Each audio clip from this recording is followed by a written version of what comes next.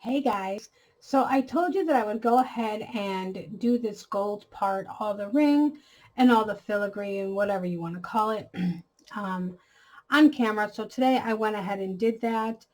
It took me about a little over an hour to do the whole thing.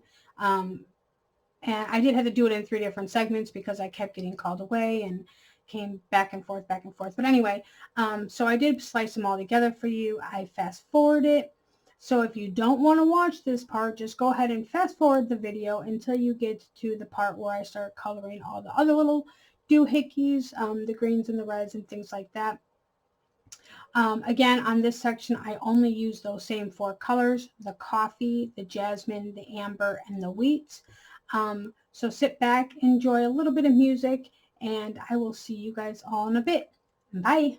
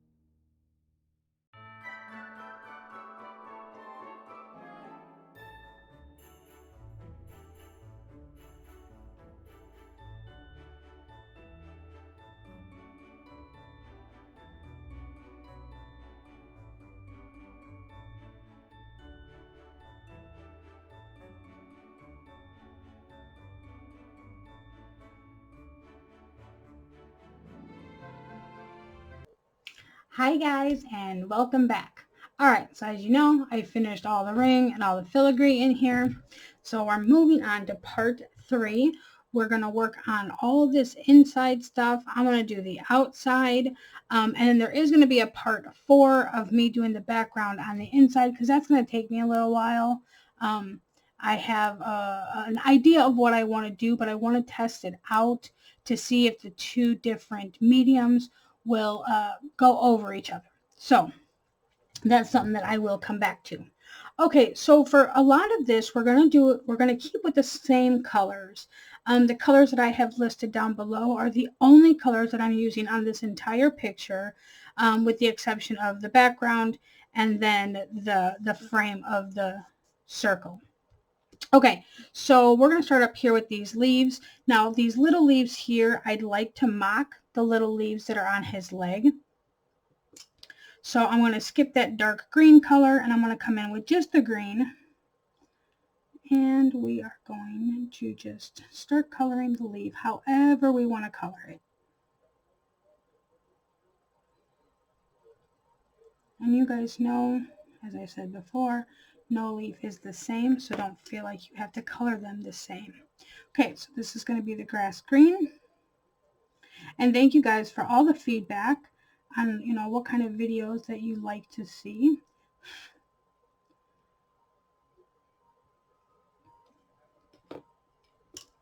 And then I'm going to go in with the light lime just to give it that extra little pop of brightness there. Oh, and I did want to answer a question that was asked by a subscriber. So they wanted to know, you guys know that this is one of the sharpeners that I love to use, this Faber Castell Trio. And one of the reasons I like to use it is just for the color grip. Because when I get down to my really short pencils, I mean, I can sharpen them till they're only about, yay big. And that's why I like the color grip. And also for some pencils, like these Zenas, they kind of work better when they have the lead's shorter. Actually, most of your pencils will do better that way. But it was asked that if they don't have this, what else can they use? So you can use just about any sharpener to get your leads a little short. Let's see if I have one. Here, I got it. This is for another project I'm working on. We'll go with this one right here. If I can get it out. Okay, so this is just a Fila pencil. Actually, let me get two of them out so this way I can show you both. So if you have a Prisma, those Prismacolor sharpeners, now I don't leave mine in the little base. I just take mine apart because let me put my wax paper up here in my garbage bin. It's just, I don't like filling it up. I just like dumping all my stuff in here. So if you use the bigger hole and you sharpen it, you do get a smaller tip on there.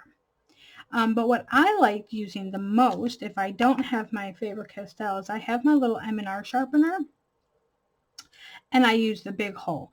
Also, if I'm using Prismas, because Prismas, I know a lot of people struggle with them, having a lot of breakage and things like that. This is another trick that I use to try to eliminate all that breakage, but I use the big hole instead of the small hole. So if I put it in the big hole and I just give it a sharpen, then again, I get this really short point on it. And it just kind of gives it some more stability, especially with pencils you have a lot of breakage on. It just gives you enough lead to color with. Granted, you might have to sharpen it more often, but you're not losing a lot for each sharpening, so it's not a big deal. But that's something that I wanted to show you guys because it was asked, and there's always solutions that are not, what people, what am I trying to say? So I say I use this. There's always another solution to get the same effect that I get here, or the same results. Okay, so moving on from there, let me put these feelers back. Okay, so we're going to go back up here. And I'm just going to darken in some of that green.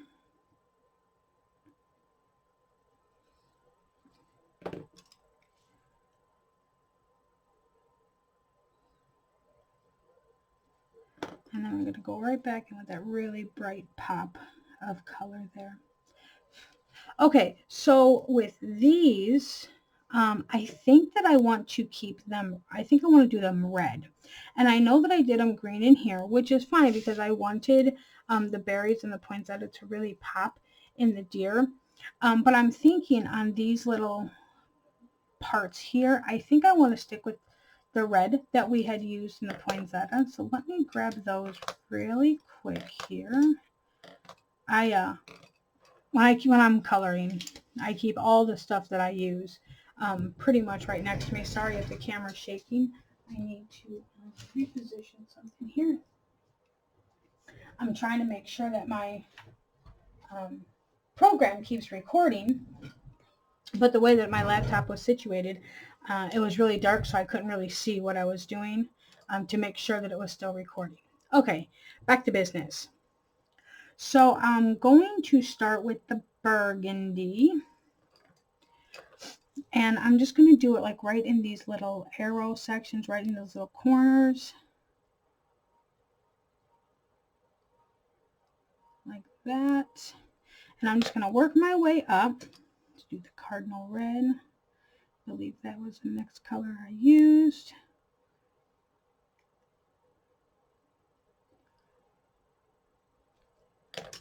Then the dark red.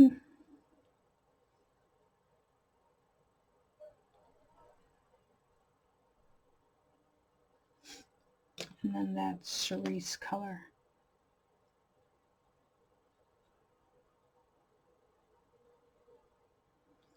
Okay, so now I'm going to go back in. Before I go back to the burgundy, I want to grab my maroon. And I want to get some of those areas really dark right in this little corner section here.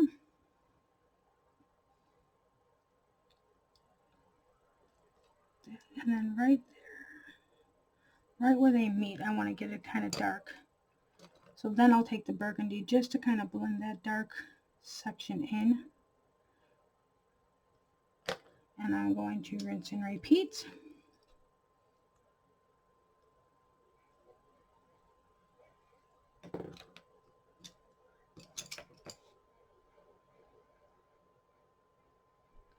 Kind of blend that all in together there.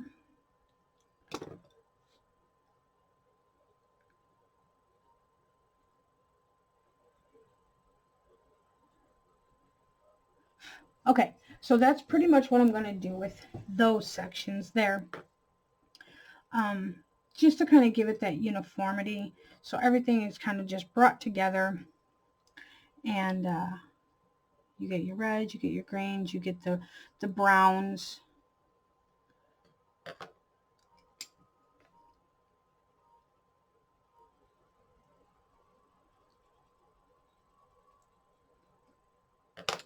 I have another video that I'm going to be putting up really soon. I got to be getting it like in the next week and a half of something. I told you guys my New Year's resolution was to get more organized, and that's something that I really want to do. But I also have something new that I'm going to do this year that I didn't do last year, and I'm really excited to show you guys it. And it might just be my excitement that I'm like, ooh, I really like this. And you guys probably think I'm like, okay, this is lame. Either way, I want to show you because I think that it's going to help me just to figure out my life and to enhance my life a little bit and see, what things that I could do differently. So I am pretty excited to show you guys that.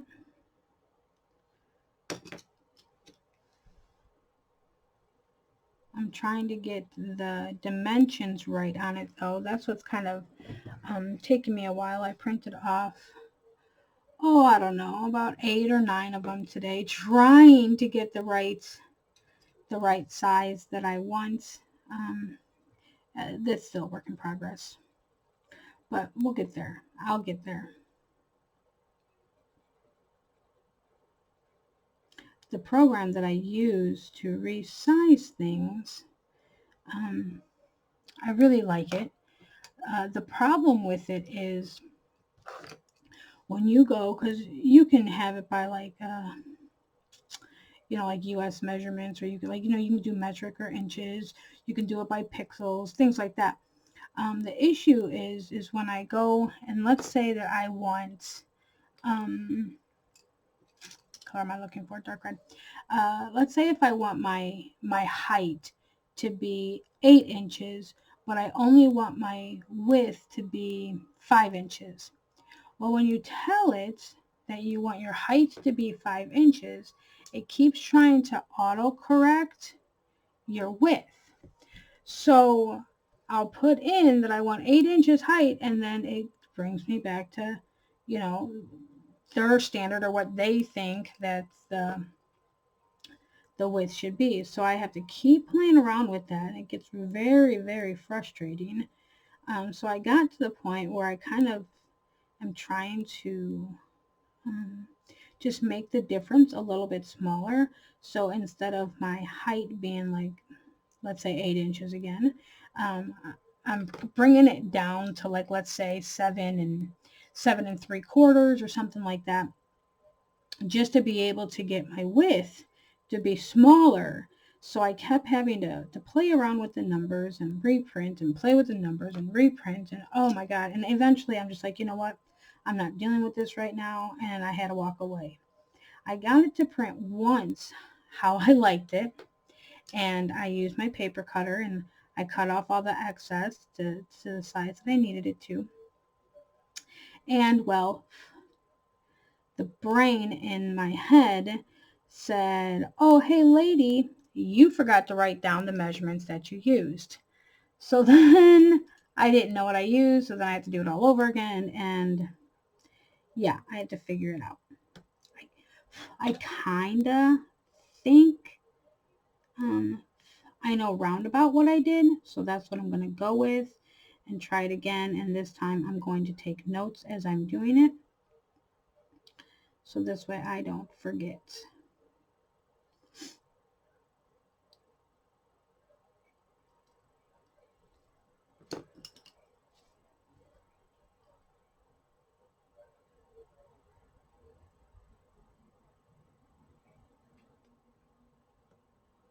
So these leaves again, I'm doing as the same as those up there.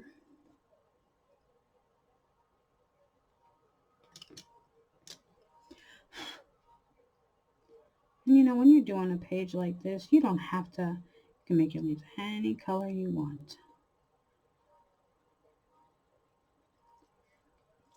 Okay, so I'm going to kind of spin the book on you guys just a little bit. And I'm going to jump over to this poinsettia. Now we're going to do this one like we did this one. And we're going to start with the burgundy.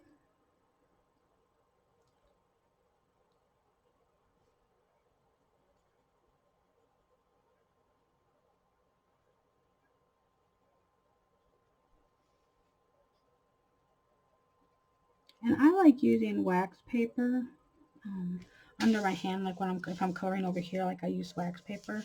I like using the wax paper, because I can see what's underneath it. And I don't know why I like that, but I do, especially if like I want to make sure a color is going to go right. I can open it up, I can test the color, I can see what it's going to look like, and then fold it back up and still use it for my hand.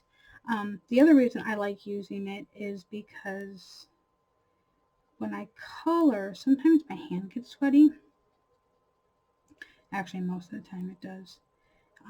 And it kind of sticks to the paper, and then the paper doesn't want to move the way that I want it to. Where this is kind of like got that waxy thing, so I can just move it easily wherever I want. And when I lift up my hand, it's not sticking to it like crazy.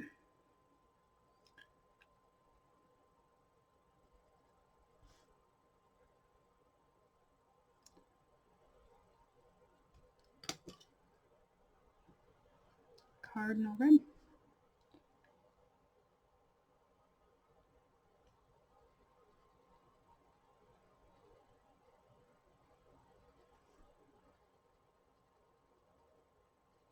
And again, with these poinsettia leaves, I try not to make them all the same. I mean, they're pretty close, but try to give them a little bit of variation if I can.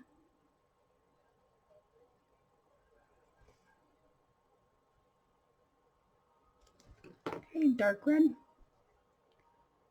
I think that it's kind of funny that the dark red is lighter than the Cardinal Red in this.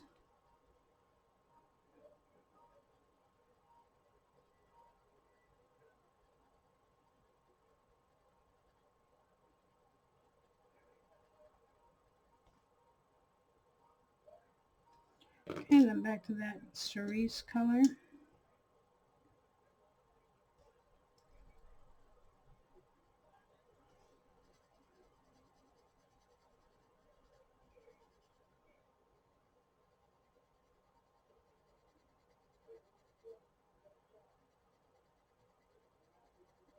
I need to get on the ball. I have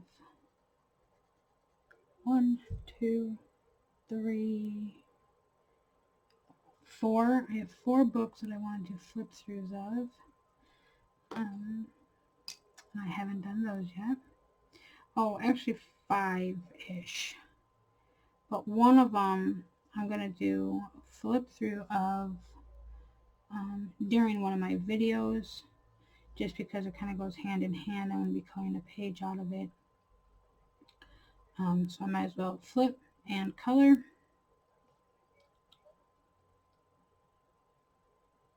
This is, I'm going to go back in with the maroon, the really dark color, and just kind of put that in, and then where they overlap, I want to throw it in there. Oh, well, that didn't go as planned. Okay. I'm going to go back one more time just to blend all that in.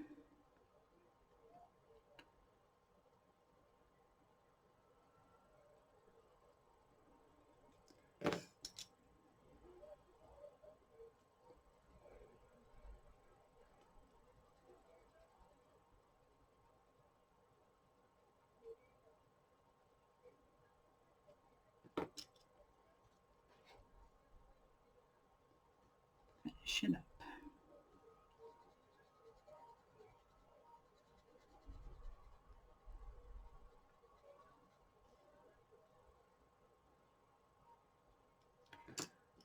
Okay, so then for the inside here, I'm going to go in with the amber.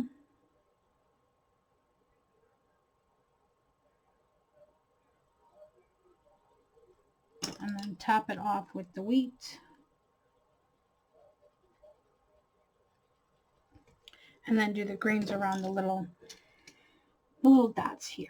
Now these are a little bit bigger, so I can do these one by one. The other ones I just kind of went around, and you can do that here too. You can just take your pencil and go around like that.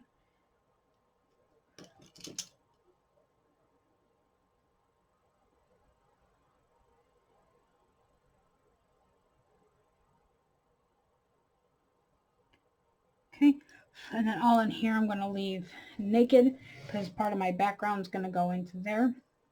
Okay, so then I'm going to go ahead and move up to this ivy leaf, and I'm going to do it like I did here, where I use that dark green.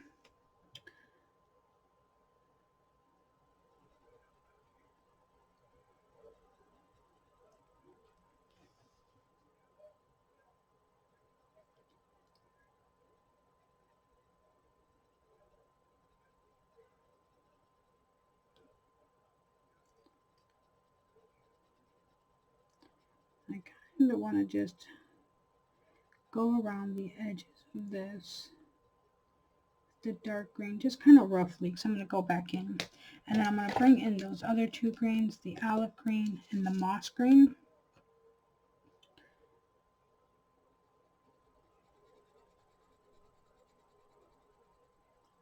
And I'm just going to follow that same pattern.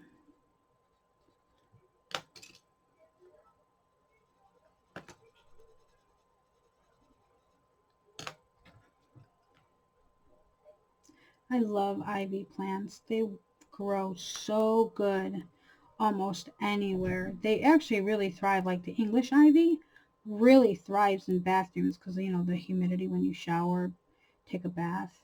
And they don't really need a lot of sunlight at all. and they grow like everywhere. Once you get one going and it starts growing really good, they'll go crazy.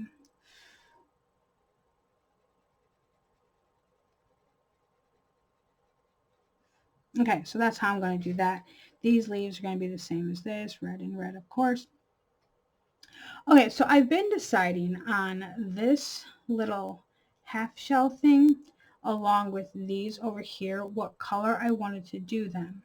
I decided to go ahead and do them red also, for the simple fact being, as you can see on these two sides here, there's an ivy leaf, and over here there's one too, but it's right above one of those shells, and I didn't want to do green and green, so I decided to just go ahead and mirror them and make them all red. So this way it has kind of a nice balanced look. At least that's what I'm hoping. You know, I haven't colored it yet, so I really don't know what it's going to look like. But in my head, it looks pretty.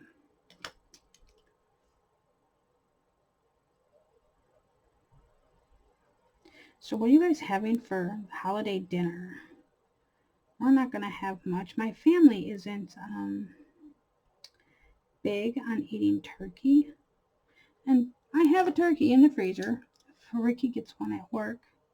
So we have a turkey, but I hardly ever cook it. We normally just give it to family members or something like that, so it doesn't go to waste. But they're not big turkey eaters. So normally around the holidays, I cook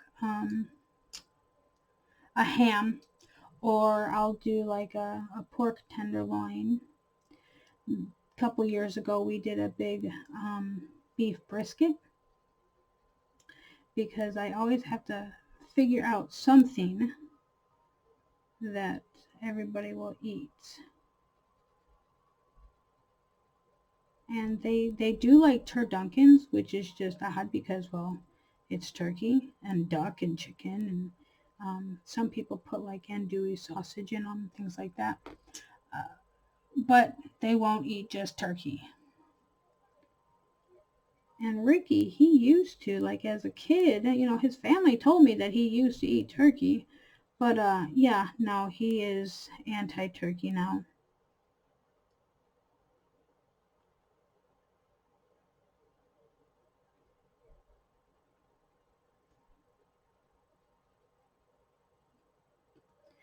I say just make me a hamburger and some french fries and I'll be good to go. To me, a holiday isn't, you know, about the dinner. Granted, it's always nice to have that, you know, that special dinner on the holidays. That's what I always looked forward to. In my family, we always did a Mexican dinner. So there would be like tostadas and tamales and things like that, Spanish rice. And that's just how I grew up. And that's what we had every Christmas. With Ricky's family, it's always been, you know, a turkey with scalloped corn and green bean casserole and things like that, like I guess an American dinner. I don't know, but so it was just different, and not in a bad way, just in a different way, you know. But for me, like now, it's just like, okay, just give me a burger or something. I just need to sharpen that. I just want to hang out with family and catch up, you know, especially the family that you don't see very often, that you get to sit and either have a drink with or have a cup of coffee with, catch up, and everybody see, you know, the cousins and the kids and watching them all play together. To me, that's what it's all about. Okay, so these little sections in here, I told you I'm going to do them red. And I kept everything around here kind of a dark red. With those, I'm going to eliminate the burgundy and I'm going to eliminate the maroon. And we're going to go right in with the Cardinal Red. So it's still going to be pretty red. It's just not going to have those really dark notes to it.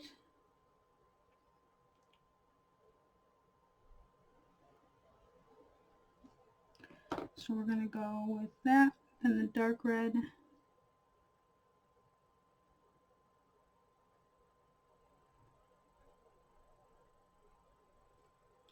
And then this cerise color.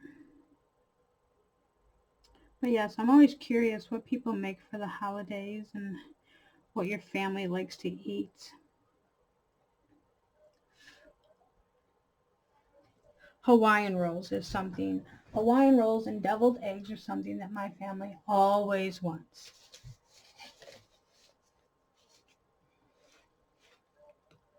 And I'm talking about like my boys. I made for Thanksgiving.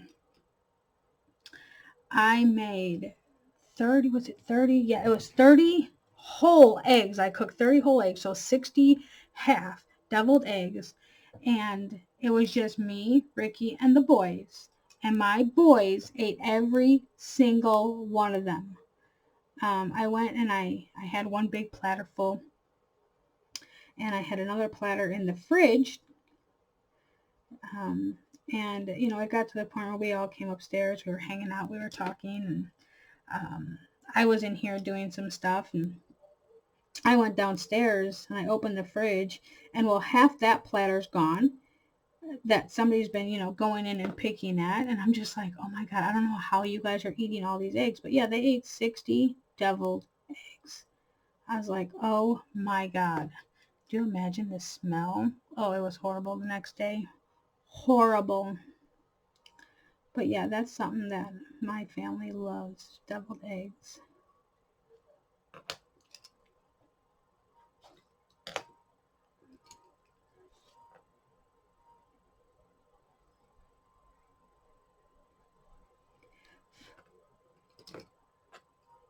I like that some families have their traditions.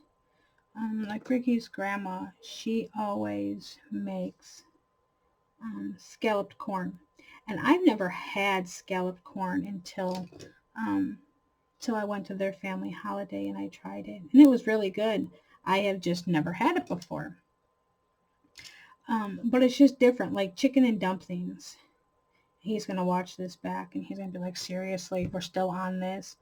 Okay, so when I make chicken and dumplings, and I want to know your guys' opinion, and I want to know how, if you guys make chicken and dumplings, how you make it. So when I make chicken and dumplings, you know, I cook the chicken and I use chicken broth and I make the dumplings, and that's, I do drop dumplings. I like using, you know, just doing drop dumplings. But because to me, rolling them out and forming them, and that's just, yeah, that's just too much work for me. But so with him and his family, they add noodles, like elbow noodles. They add that. That was wrong green, but that's okay. To their chicken and dumplings. So, you know, you get your chicken, you get these macaroni elbow noodles, and then you get the dumpling part.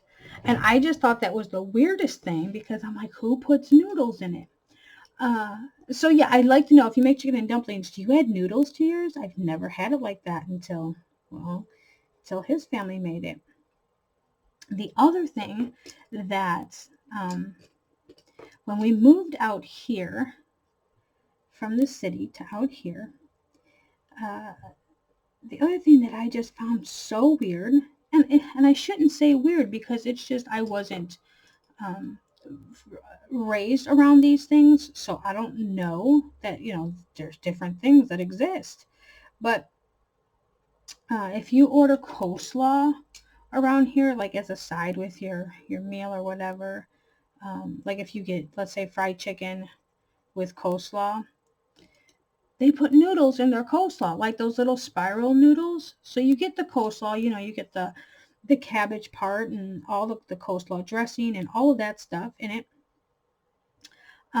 But then they put these little spiral noodles in it. And for the longest time, I'd pick all the noodles out like I just could not do it. And now, you know, I kept trying it and I'm like, nope, trying it, and I'd eat a couple more. And now I don't have a problem with it. I do find myself like picking through it and eating all the noodle parts first and then eating the actual coleslaw part. But yeah, and like, I don't know, to me, those are things that I'd never tried until I got out here. So it was just new. So I want to know if any of you guys have something like that, you know, where you've never tried anything and you just thought it was kind of weird. Like, well, I don't make it this way, or I've never had it this way.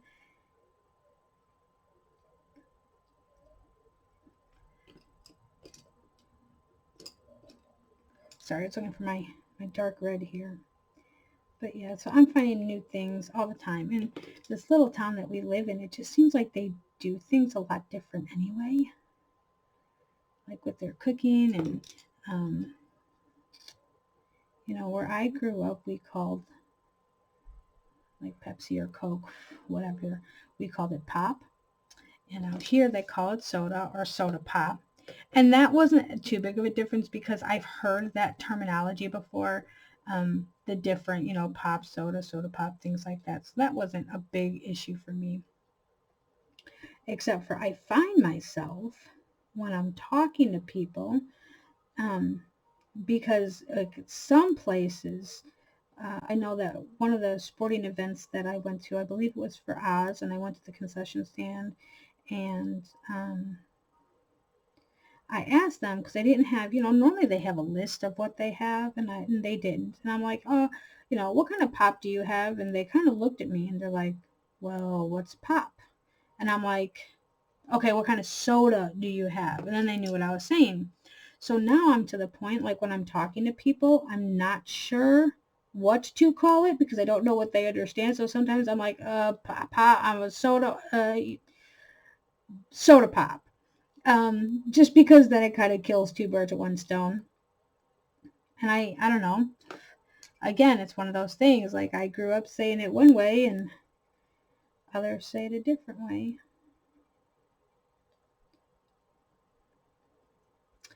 Okay, so then down here where these teardrop things are, hopefully you guys can see those.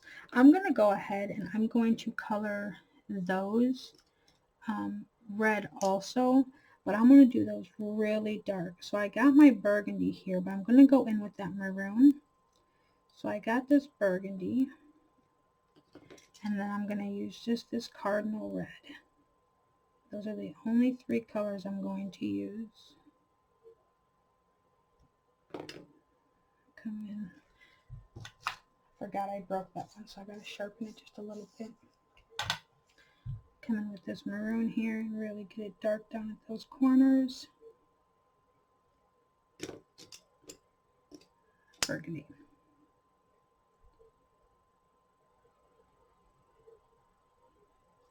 Okay. And not that you can see a huge difference, I can, but so I'm going to keep plucking along here. I'm going to go ahead and fast forward through some of this because we are, oh, I can keep coloring for a little bit longer. I'm about 30 minutes into it right now, according to what that says. I'm trying so hard to get this page done before Christmas, and I think I'm going to be okay. I just knew that I was going to struggle with the kids being home. So like right now it's a little after 10 at night, so I have to wait for them to go to bed in order to record so that it's, you know, halfway quiet. Since they're home from school,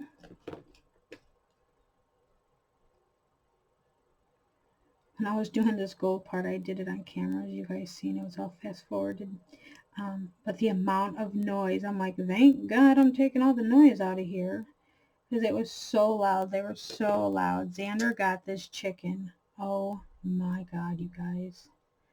This chicken has been driving me up the wall. So we went to the store the other day and he's been wanting this darn chicken. He's been asking for it for a while, and you guys know he had to go in for that procedure on Friday. So when we went back to the store, I told him that he can get it. So the first one that he grabbed, it didn't have a price tag on it. like it was the tag was ripped off. And I go, oh, buddy, I'm like, I'm sorry, we can't get this one. It doesn't have a tag. He's like, well, I don't need the orange one. I'll just grab this pink one. There was a pink one there. I was like, oh, God, okay. And then I was like, oh, honey, I'm like, that one doesn't have a tag either. And he's like, dang it. That's his thing, is saying, dang it. And I was like, well, then how about we just go look for something else? And he was determined. He wanted that chicken. So I'm like, oh, God. So he's digging through this bin. And it was at Walmart. He's digging and he's digging and he's digging. And the next thing I know, he's like, Mommy, I found one. And guess what? It has a tag. And I'm like, oh, great. I was like, all right, well, let's get it. I was like, but you know, because Ricky works third shift. I go, but when you know, when Dad sleeps, the chicken has to sleep. And he named the chicken Jeff. And, oh, he's right here. I'll show you guys. But I'm ready to throw this thing out the window. So this is Xander's chicken named Jeff. And, you know, he's pretty long here. And, yeah, all day, all night, unless Ricky's sleeping. I told Ricky that I want to give him sleeping pills and that he needs to sleep all day so Jeff can sleep all day. The first day, it was like, okay, you know what? He's sick. He's not feeling good. No big deal. We'll let him go ahead and play with Jeff. And then it was just like, okay, that's enough. Okay, can Jeff take a nap now? And it was, oh, that thing. The dogs didn't like it either. Like, they were just barking and going crazy. Now they're just like, oh, there goes the little crazy kid with his chicken. Although I do make him keep it upstairs in my art room because the dogs are not allowed up here in the art room. For the simple fact being, because it's squeaky, I'm afraid if they're going to think that it's one of their squeaky toys. And they're going to chew it up on them. And then, well, finding another Jeff might not be that easy. And I don't want to drive, you know, to 4 different towns looking for one.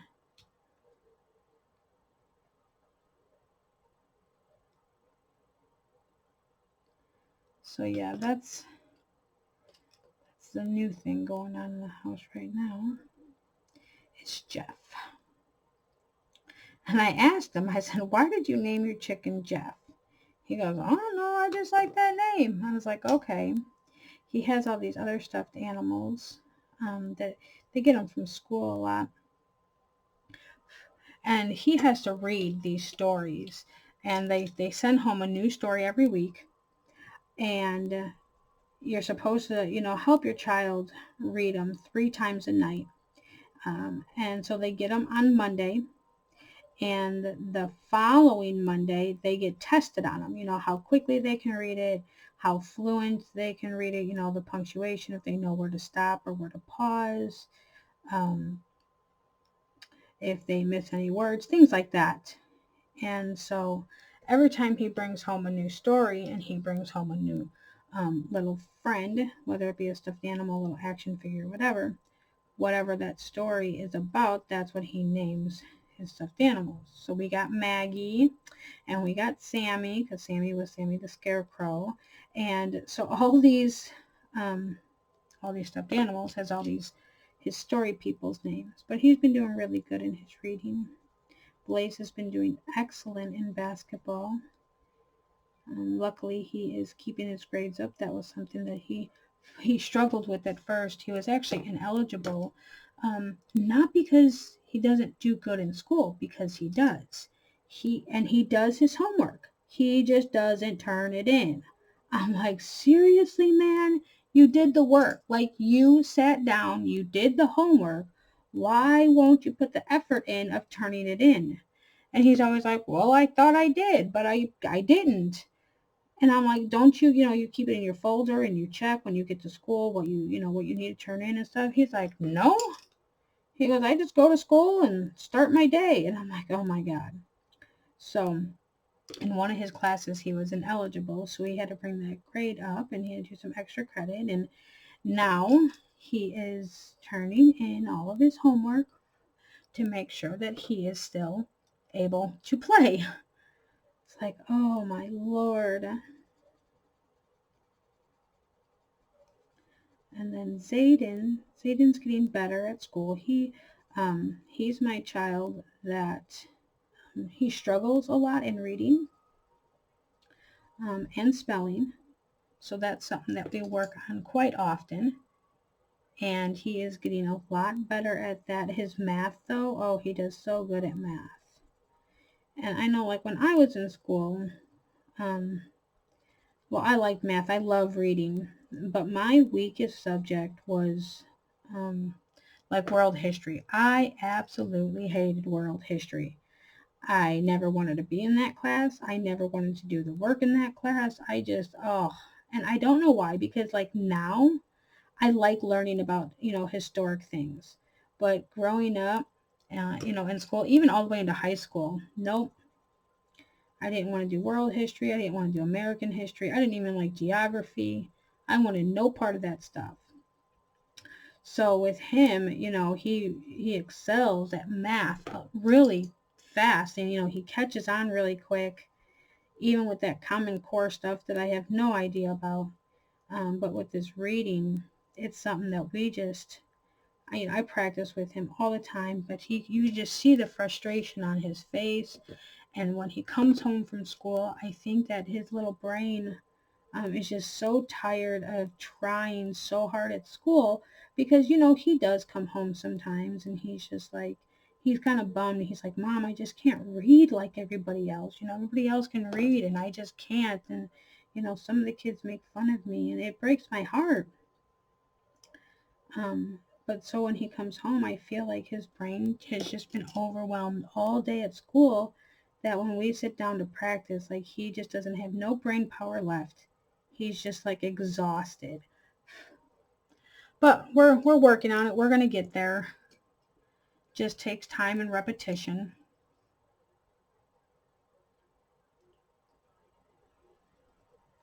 I have to talk to my kids a lot about bullies and, being a bully or getting bullied. Or just being mean. Bullying now, especially like in schools and stuff, that just means, kids being mean to you, or just keeping the meanness up, whether they do it themselves or they have other people doing it. It's the same thing. If, the one person started it and it keeps going, well, guess what? Then they're all involved in the bullying. And I try to teach my kids not to do that, because Blaze, he's my kid that if you upset him, his claws are going to come out. And not that he's going to be physically violent, but he's going to bite back. And I always taught my kids, like, to defend themselves. But when it comes to actually being downright mean and ignorant or making up lies and stuff, there's not room in this world for that. There's enough ugliness in the world that you don't need that. You don't need to do all of that. And I see a lot of it too in the coloring community, and it aggravates me. Like, it got to a point where I was just going to stop my channel, because it was happening to me. It was happening to other channels. And, people can say whatever they want to say, and then there's a group of people who are going to jump on that bandwagon. And I think a lot of people lose that perspective that, hey, this is supposed to be about coloring. And we lose ourselves in the chit chat and in the, oh, she said this and, he said that. And I'm to the point now in my life, because it really took a toll on my health. But I'm at that point where I'm just like, you know what? I myself can honestly say that I lost sight also of what I was here to do. Why I started my channel. I started my channel to give back to the community, to try to unite the community. And that's still what I want to do. And that's what I hope more and more people want to start doing. I'm going to go back in with this maroon here and darken some of this up. It's just the gossip. Just kind of let that go in one ear and out the other. And just remember why we all came together. There's so many of us that have mental health issues. Where the heck is that Cardinal Red? That we don't need all that extra stuff. We have enough junk going on in our lives. And, you know, some of the things that are said, you don't realize how much it hurts somebody else or how much it can push that person over the edge to the point of no return.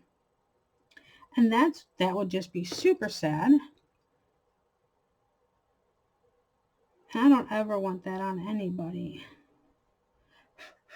I'm going to finish up these little leaves here, and then I'm going to go ahead and I'm going to finish the rest of this. I'm going to fast forward it, and then we're going to come back and we're going to do the outside real quick, and we're going to call it a night. Like I said, this background, the inside background, there's something that I really want to try.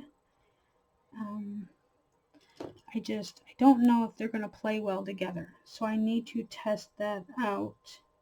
And I'm going to test it out in this book on one of the test pages in the back, just to make sure that this paper how this paper reacts to the two different mediums. And if those don't work, well, then I'm going to have to go to plan B and figure something else out. Oh, let's do this little birdie real quick. I want to do him in reds. I'm going to go with this maroon. He's so little.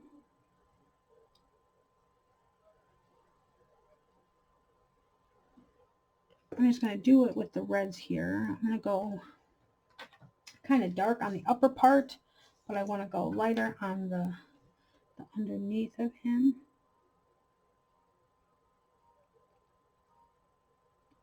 Okay, we'll go with this Cardinal Red.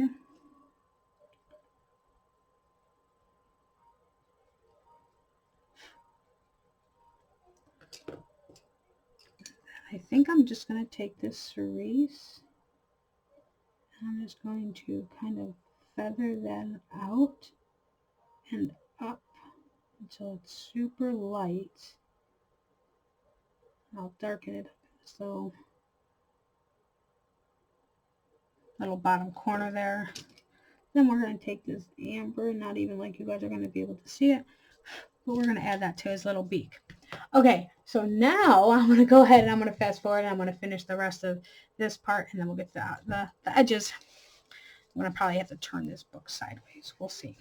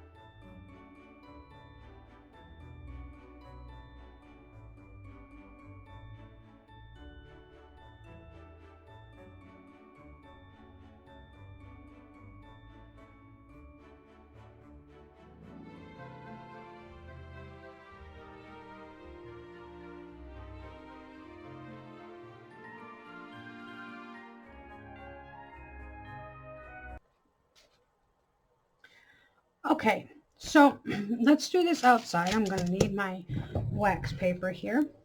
And we're going to do some distressed inks. I'm going to do this vintage photo. You guys know I like vintage photo. On my little distressed inks, I always put the ink pad that I use on the bottom, you know, on one of the thingies on the bottom here, so I have it. But I've been liking, and if you guys have watched my channel before, you know how I like my makeup brushes, and I'll put a link to these, maybe not these exact ones, but these down in the description. But I really do like these for inking. And for the way that I'm going to do it today, this becomes like a dual purpose kind of thing. So I'm going to get that all inked up here. And I'm going to be smart and start up in this corner. Now I'm just using this wax paper to kind of cover that that line there. And then I got my paper here, of course. I'm debating on if I want to tear this page out or not, since it is perforated. I'm going to try it without, and we'll see how it goes. I might have to get a smaller one of these to get in that corner, but we'll see. And I like these because I can get my edges kind of really dark if I wanted to, but that I don't have to worry about getting those big spots that I get sometimes with the dabber. And I feel like I can just rub and rub and rub. And I mean, I got this going on here, and that's only from the wax paper, but what did I do with my ink? There it is. But that should, let's hope, rub out.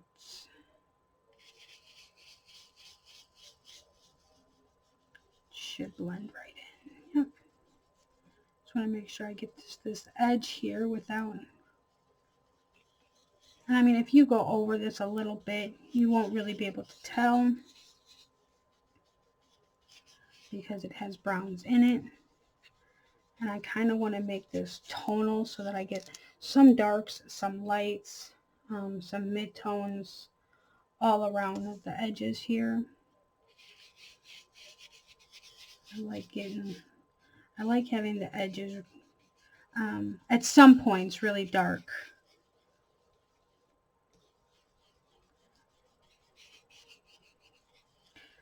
Now I'm going to show you what I'm going to do as soon as I'm done with this. I'm going to show you what I'm going to do for my next step.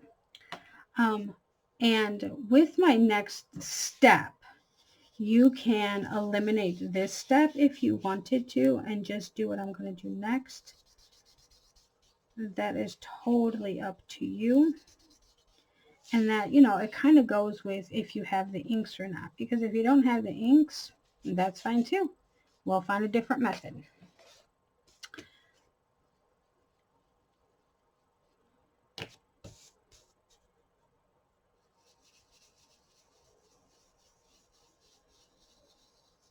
All I'm really doing is trying to avoid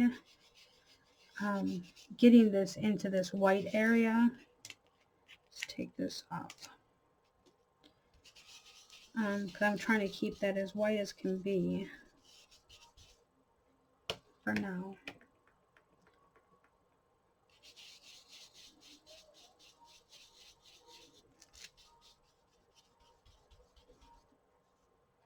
I want to get down in this corner. I want to get it kind of a bit darker.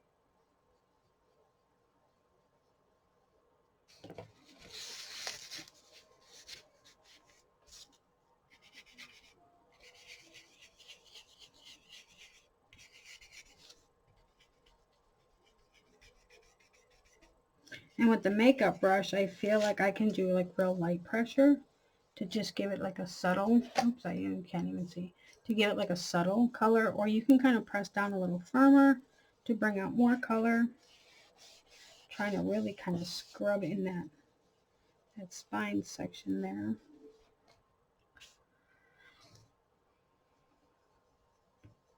Now, I don't want to just go into this spine with fresh ink on it, so I'm going to kind of come down to the bottom here again, and then go back over here. Okay, now, like I said, I'm going to try to, I want to keep out of that white. Let's get in this corner a little bit more. But I want to make sure that right around that ring, I kind of got all of that done. Okay, so that's pretty much what I'm going to do there. So it's going to look like that. Then I am going to take, I know I pulled it out. I just have to locate it. Oh, there it goes. So I go to my dollar store, my Dollar General, and they always have, you know, the Wet n Wild makeup. And this is something that I picked up that I use for my coloring a lot. And this illuminating palette, Mega Glow. It's the Catwalk Pink, and I like the Catwalk Pink because A, they're all shimmery, but it kind of gives me like a really light color, this dark, or this lighter pink, this rose, and then this bronze color. And they're all shimmery. So then I just take my brush, and I'm going to use this kind of bronzy color here, tap off some of it, and I'm going to kind of come back, and you can see that it's powder all over the place. Being, again, very careful not to get in that white section, especially with this stuff. Get some more of that. Put that on there.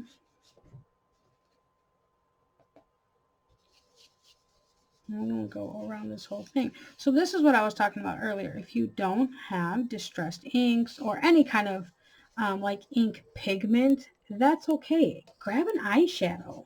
You can go to either Dollar General or Dollar Tree or whatever kind of Ollie's, whatever you guys have by you, and pick up just that cheap eyeshadow. And, you know, right now it's Christmas time, so heck, those little makeup kits, they're all on sale everywhere. On sale. Okay, so now that I have that on there, I am going to put this away. And the reason I like using the makeup brush for both this and for the distressed inks is because I can wash these and they come out pretty clean. Okay, so I got some of the white over here, so I'm just going to real lightly flick that off, and that's what I'm going to do on the whole page. Kind of brush all that off. So by doing that, what I'm left with, and I don't know if you guys can actually see this or not, but there's like a shimmer to the whole thing. There's like these little glittery, shimmery dots in there. And you guys probably can't see it, only I can because, well, I'm right in front of it. But yeah, so it's shimmery all the way around.